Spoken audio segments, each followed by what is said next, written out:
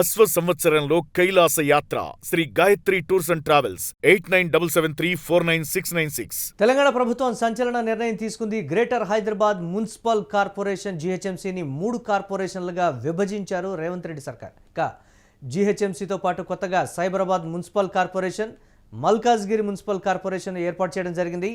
ఫిబ్రవరి 10న పాత జీహెచ్ఎంసీ పాలక మండలి గడువు ముగిసింది. ఇక ఫిబ్రవరి 11 నుంచి కొత్త కార్పొరేషన్లు వేర్వేరుగా కార్యకలాపాలు కొనసాగించనున్నాయి. 3 కార్పొరేషన్లకు కొత్తగా కమిషనర్ల నియామకం జరగనుంది. గ్రేటర్ హైదరాబాద్ మున్సిపల్ కార్పొరేషన్ కమిషనర్గా RV Karnan, Cyberabad municipal corporation కమిషనర్గా జి శ్రీజన, మల్కాజ్గిరి మున్సిపల్ కార్పొరేషన్కి కమిషనర్గా వినయ్ కృష్ణారెడ్డిని నియమించడం జరిగింది. దీనిపై మరిన్ని అప్డేట్స్ మా కరెస్పాండెంట్ సతీష్ అందిస్తారు. సతీష్, జీహెచ్ఎంసీని 3 భాగాలుగా కూడా విభజించినటువంటి పరిస్థితి. సరే, దీనికి సంబంధించి పరిపాలనాపరమైనటువంటి సౌలభ్యం కోసం, డెవలప్మెంట్ కోసం అని చెప్తున్నప్పటికీ కూడా రకరకాల విమర్శలు అయితే వస్తున్నటువంటి పరిస్థితి ఉంది. ఇప్పుడు ఉన్నటువంటి దానికి సంబంధించి ఏమైంది అనేటువంటి ఒక మాట ఉత్పన్నమవుతోంది ప్రశ్నల రూపంలో.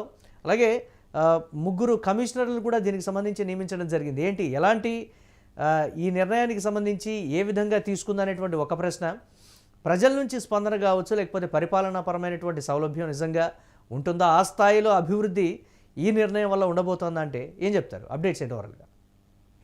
ముఖ్యంగా జిహెచ్ఎంసీకి సంబంధించినటువంటి ఏదైతే 150 మంది కౌన్సిలర్లు ఉన్నారో, కార్పొరేటర్లు కావచ్చు, వీళ్ళందరూ కూడా గడువు ముఖ్యంగా నిన్నటితో మొత్తం కూడా ముగిసిపోయింది. దాంతో పాటుగా ఇప్పటికే వాళ్ళు ప్రకటించినటువంటి ఏదైతే హైదరాబాద్ కి ఆనుకొని ఉన్నటువంటి మొత్తం కూడా మున్సిపాలిటీలను జిహెచ్ఎంసీలో చేర్చారు.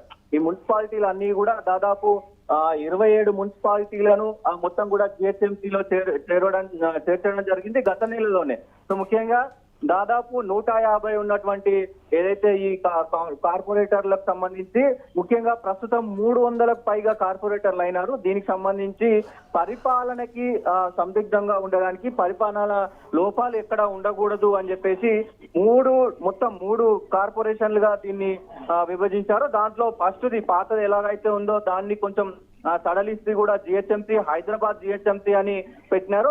దాని తర్వాత సైబరాబాద్ ఒక కొత్త కార్పొరేషన్ కు తెరదీశారు. దాంతో పాటు మల్కాజ్గిరి మున్సిపల్ కార్పొరేషన్ గా కూడా దీన్ని మొత్తం 3 కార్పొరేషన్లుగా విభజించిన పరిస్థితి అయితే ఉంది. మొత్తం 3 100 మొత్తం 300 మంది ఉండబోతా ఉన్నారు.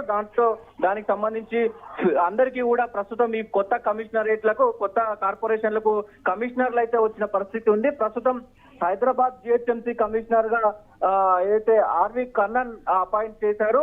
అలాగే ఏదైతే సైబరాబాద్ కి సంబంధించినటువంటి కొత్తగా ఏర్పడినటువంటి సైబరాబాద్ ఏదైతే ఉందో దానికి జి సృజన ఐఏఎస్ ను ఎంపిక అయితే చేశారు. తొలిసారి ఈమె కమిషనర్ బాధ్యతలు అయితే చేపడతా ఉన్నారు.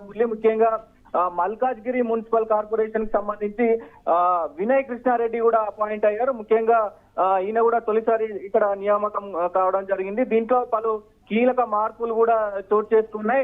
మొత్తం ఈ 3టికి సంబంధించి కూడా మొత్తం ఈ కార్పొరేషన్లకు సంబంధించి మొత్తం బాధ్యతలు ఎగ్జిక్యూటివ్ కావచ్చు, మొత్తం ఈ 3 కమిషనర్లకు సంబంధించి బాధ్యతలు కూడా ముఖ్యంగా జేఎస్ రంజన్ పర్యవేక్షిస్తా ఉంటాడు. ఆయనకు జేఎస్ రంజన్ కు కూడా స్పెషల్ ఆఫీసర్ గా ఆయనను అపాయింట్మెంట్ చేసిన పరిస్థితి అయితే కనబడతా ఉంది. ప్రస్తుతం కొన్ని మార్పులు చేర్పులు కూడా పెద్ద ఎత్తున జరుగుతా ఉన్నాయి. జలమండలికి సంబంధించిన వాళ్ళు కూడా కొంతమంది, జలమండలి ప్రస్తుతం ఏదైతే మయాంక్ మిట్టల్ ఉన్నారో ఆయన ప్రస్తుతం జాయింట్ మేనేజింగ్ డైరెక్టర్ గా బాధ్యతలు అయితే చేపట్టారు. ముఖ్యంగా దాని తర్వాత మల్కాజ్గిరి ఈడీగా పంకజ్ నియామకం అయ్యారు. హైదరాబాద్ ఈడీగా సామ్రాట్ అశోక్ కూడా నియామకం అయితే జరిగింది.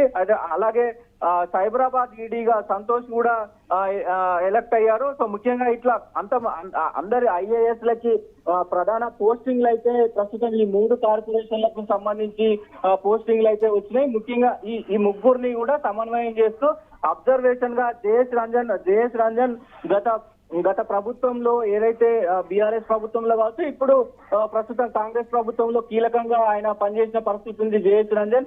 మరి ఇప్పుడు కూడా ఆయనను మొత్తం ఈ 3 కార్పొరేషన్లకు జాయింట్ మొత్తం కూడా కమిషనర్ అంటే ఈ స్పెషల్ ఆఫీసర్ కి సంబంధించి ఈ 3 కార్పొరేషన్లకు కూడా ఆయన పర్యవేక్షణ కమిటీగా ఆయనను ముందు పెట్టడం జరిగింది. బట్ మరి ఎట్లాంటి విమర్శలు వస్తాయి అనేది మనం నెక్స్ట్ ఎలక్షన్స్ లో చూడాల్సిన అవసరం ఉంటది. ఇప్పుడు అంటే ప్రభుత్వం చెప్తోంది ఏంటి అని అంటే సతీష్, దీనికి సంబంధించి బడ్జెట్ కేటాయింపులు ఎక్కువగా కేటాయించుకోవచ్చు, రెవెన్యూ పరంగా కూడా కొత్త కొత్త ప్రణాళికలతో ముందుకు వెళ్ళేటువంటి అవకాశం ఉంటుంది. సో సిటీని డెవలప్ చేసేటువంటి దానికి ఇది ఒక మాస్టర్ ప్లాన్ అనేటువంటి మాట చెప్తుంది. నిజంగా అది సాధ్యమవుతుందా ప్రస్తుతం ఉన్నటువంటి పరిస్థితుల్లో? అంటే డిఫరెంట్ ఒపీనియన్స్ కూడా వస్తున్నటువంటి సిచ్యువేషన్ కదా, దీన్ని ఎలా చూడాలంటారు సతీష్? అయితే ముఖ్యంగా ఈ కార్పొరేషన్లకు సంబంధించి మురళి, ముఖ్యంగా ఇప్పుడు ఉన్నటువంటి 150 మందికి ఒకరే మేయర్ ఉంటాడు. సో ఇప్పుడు ఒక మేయర్, ఒక డిప్యూటీ మేయర్, ఈ మూడింటికి కూడా మూడు సపరేట్ మేయర్లు ఉంటారు, 3 మేయర్లు ఉంటారు, 3 డిప్యూటీ మేయర్లు ఉంటారు, 100 మందికి ఒక మేయర్ ఉంటాడు. సో అంటే పాలనా పరంగా ఇది ఒక వైపు మంచి తరుణమే అనుకోవచ్చు. కానీ మరి విలేజ్ కు సంబంధించి ఏదైతే ఈ హైదరాబాద్ కు సంబంధించి విలేజ్ లో ఉన్నటువంటి కొన్ని మున్సిపాలిటీలను ఇప్పుడు జిహెచ్ఎంసీలో చేర్చారు కాబట్టి మరి వాళ్లకు పాలనా సౌలభ్యం ఎలా ఉంటుంది అనేది కూడా చూడాల్సిన అవసరం అయితే ఉంటది.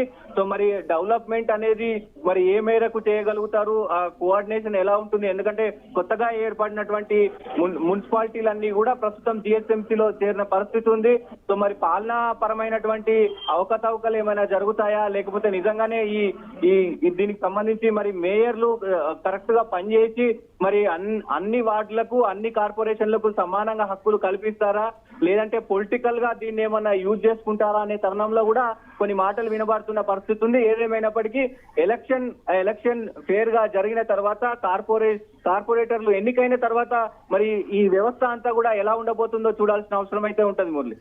Right, thanks for updates Satish. ఇక ప్రభుత్వం తీసుకున్నటువంటి నిర్ణయానికి సంబంధించి సర్వత్రా చర్చనీయాంశమైంది. ఒక కీలక నిర్ణయం, ఒక సంచలన నిర్ణయం అని కూడా చెప్తూ ఉన్నటువంటి పరిస్థితి. 3 కార్పొరేషన్లుగా ప్రస్తుతం ఉన్నటువంటి జిహెచ్ఎంసీని రేవంత్ రెడ్డి సర్కార్ విభజించినటువంటి పరిస్థితి ఉంది. జిహెచ్ఎంసీతో పాటు కొత్తగా Cyberabad municipal corporation, Malkajgiri corporation కూడా ఏర్పాటు చేయడం జరిగింది. ఫిబ్రవరి 10న పాత జిహెచ్ఎంసీ పాలక మండలి గడువు అయితే ముగిసింది. ఈ నేపథ్యంలో ఫిబ్రవరి 11 నుంచి కొత్తగా కార్పొరేషన్లు వేరువేరుగా కార్యకలాపాలు నిర్వహించేటువంటి పరిస్థితి అయితే ఉంది. ఇక ఈ 3 కార్పొరేషన్లు కొత్తగా కమిషనర్ల నియామకం కూడా జరిగింది.